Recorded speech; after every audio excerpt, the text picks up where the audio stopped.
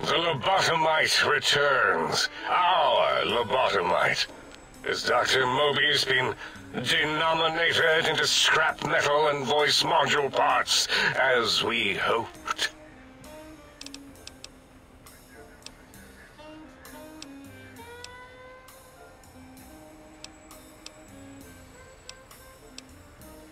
I recommend watching your tone with me, lobotomite.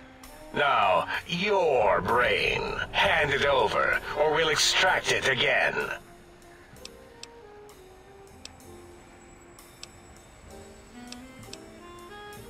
And what could we possibly have to speak about? You have the brain, we have the technology. All you must do is surrender. With it, we can finally leave this place. I cannot tell you how boring this place gets, chopping up the landscape and everything in it. And we have so many questions to ask your brain first. About this Mojave place. A fertile testing ground for our experiments.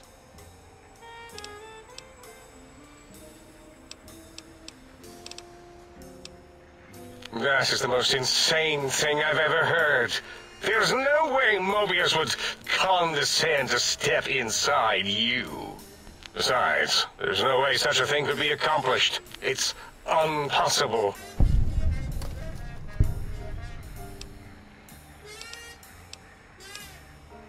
You speak the truth, and the decibel variation in your voice, it is Mobius. How dare you breach the think tank? And what do you want here?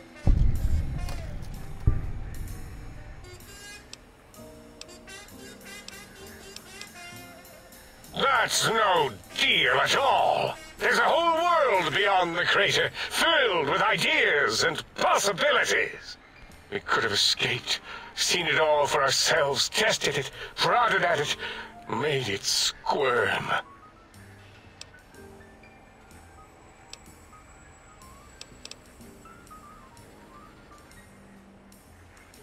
Partner with you, my foe, my rival, my foremost critic? I have a strange sensation that I would like that. How odd. Very well, partner.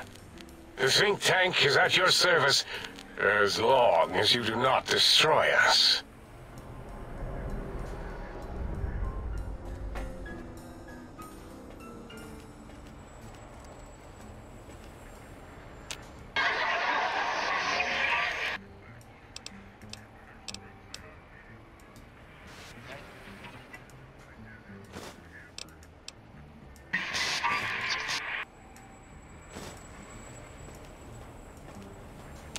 The lobotomite who saved us. Hello. Until next time, then. Provided there is a next time. For any of us.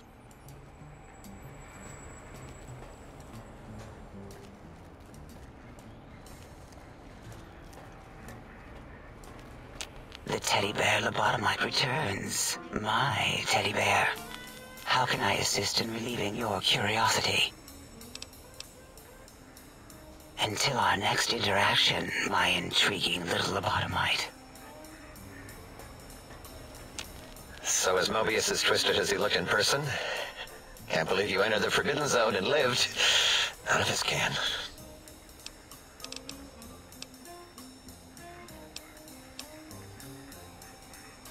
You sure are testing that personality chip thoroughly. All right. Yeah, there were a few under the monitors here. Here you go. Keeps the place tidy. Yeah, I discovered more internal parts in the monitors here. If you could hold on to my discovery, I'd appreciate it. Until our next scheduled audio transmission and reception, then.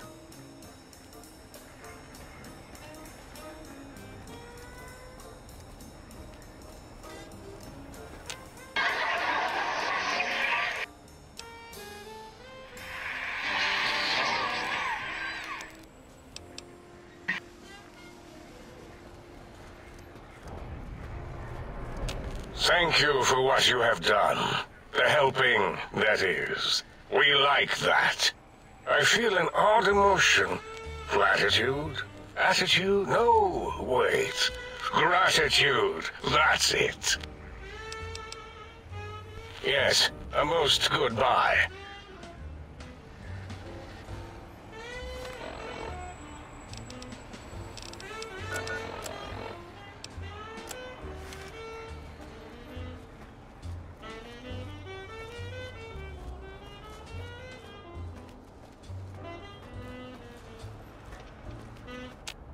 As it had been in the years before the Great War, Big Mountain, the Big Empty, became home to one of the brightest minds of the 23rd century. The courier watched over the Big Empty for years to come, caring for it and keeping its discoveries safe until they were needed to help others. Which had always been Big Mountain's purpose. Past the laboratories and science, it had always been intended as a place to build the future of all mankind. The courier had scoured much of the Big Empty, although secrets still remained in the crater's depths. Perhaps that was for the best, however. Curiosity, while sometimes rewarded for its efforts, often proves to be equally dangerous. The Forbidden Zone continued to be, true to its name, forbidden. No more robo-scorpions were sighted in its canyons. Big Mountain became even emptier, devoid of Dr. Mobius's proclamations forecasting the destruction of anything that dared possess sentience. Still, it is said he lived on in the equations inscribed on the floor and walls of the Forbidden Zone dome. A cobweb tracery of symbols that told of 1,000 brilliant thoughts, now lost to time. The sink atop the dome bustled with the voices of a small town, constantly chirping, arguing, and snarling at each other. Still, this all happened productively in the interests of its new owner. The Sync Central Intelligence Unit discovered, despite its inversion code, it was comforted by the sense of community the other personalities gave it. The biological research station, obsessed with seeding everything in sight, requested a transfer to the X-22 Botanical Garden, so that it might, in its own words, sensually fertilize the garden's smooth contours.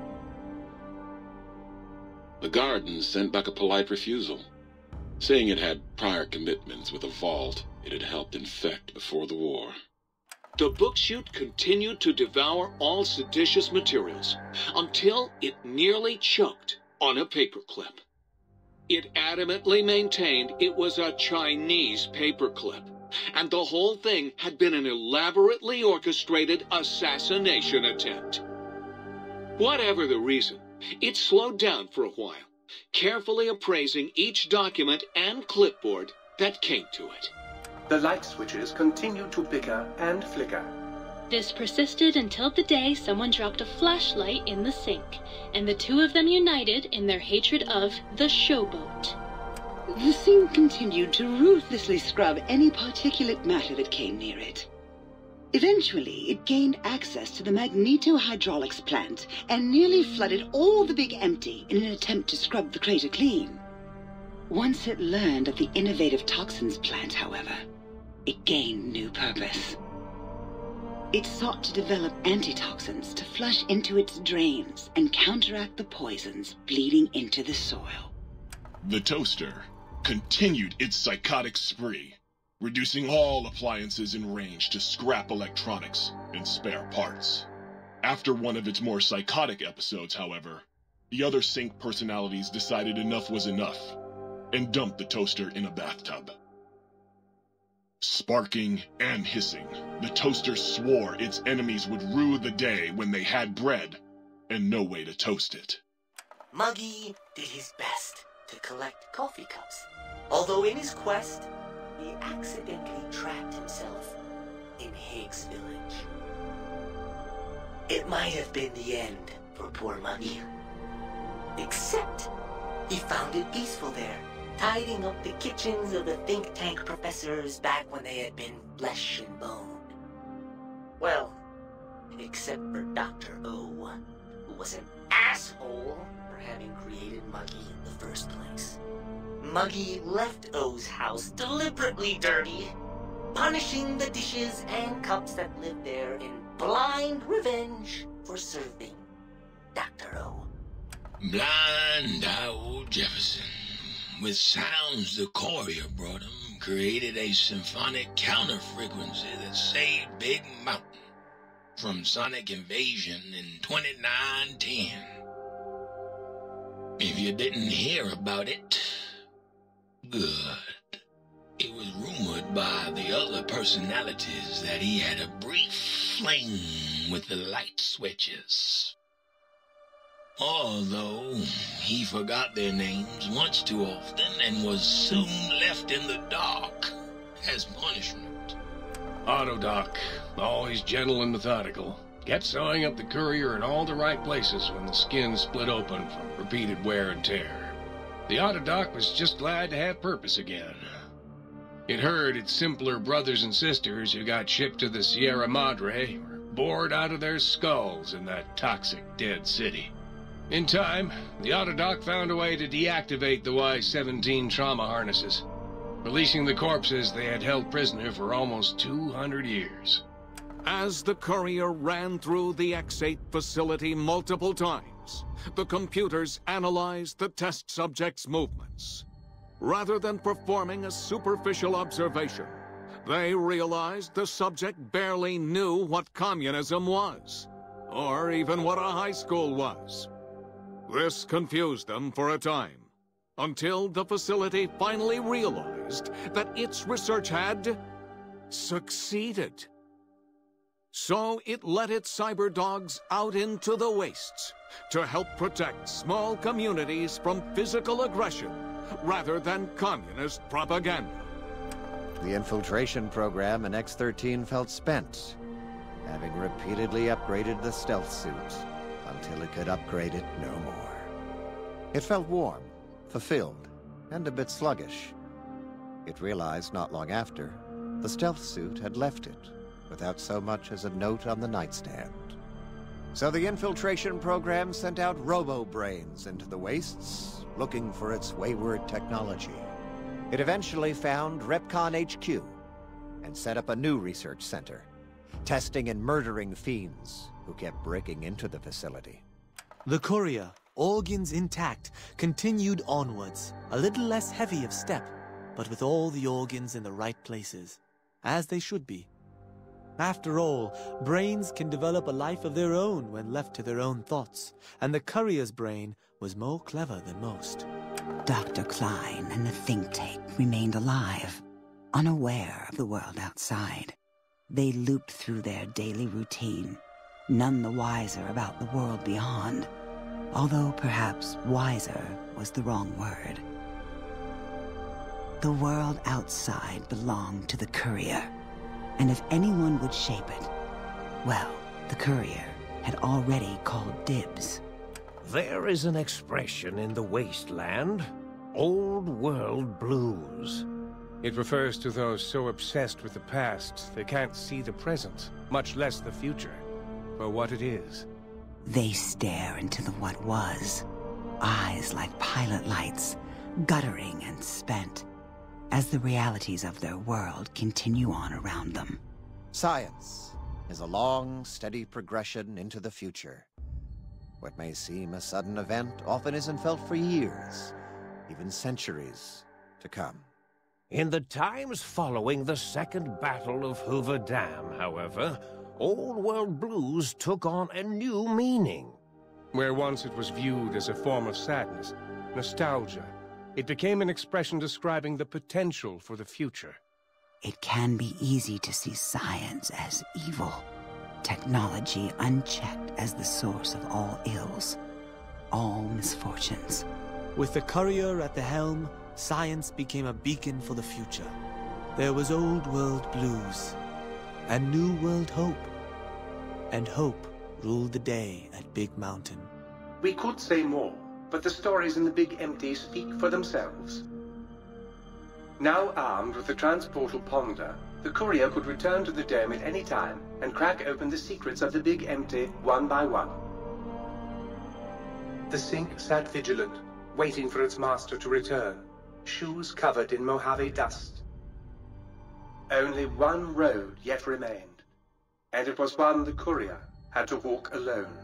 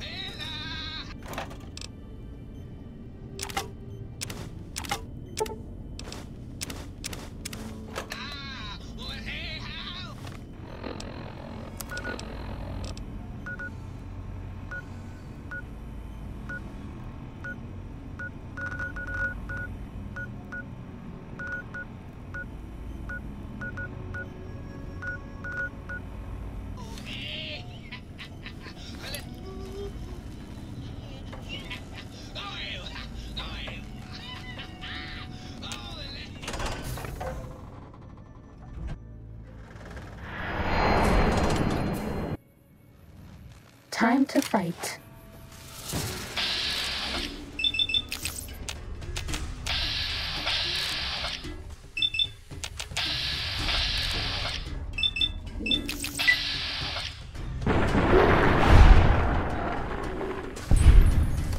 Cessation of hostilities complete.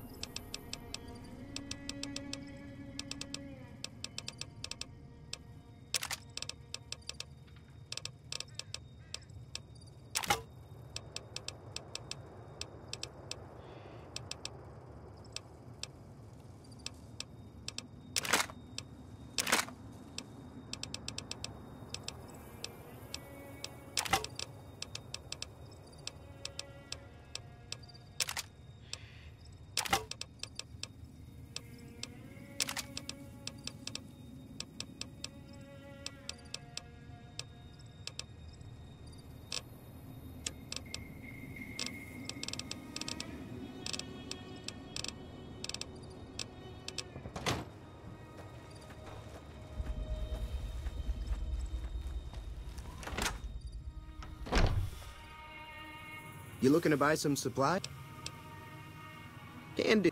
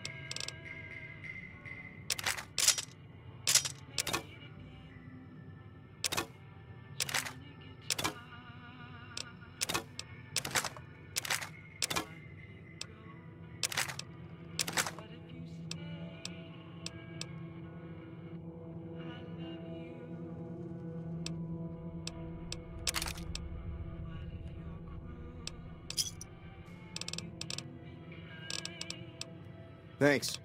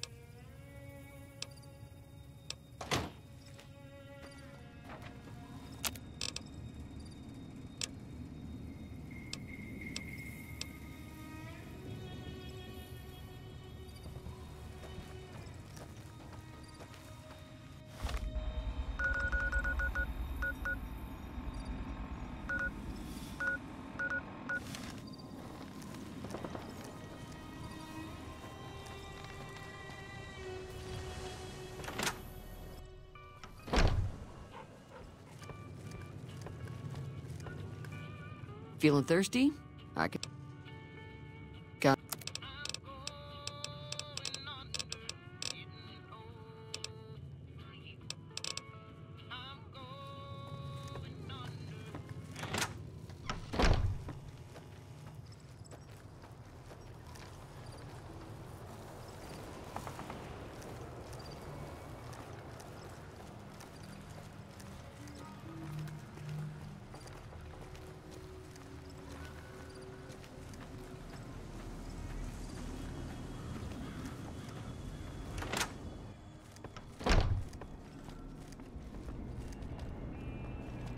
How are you holding up?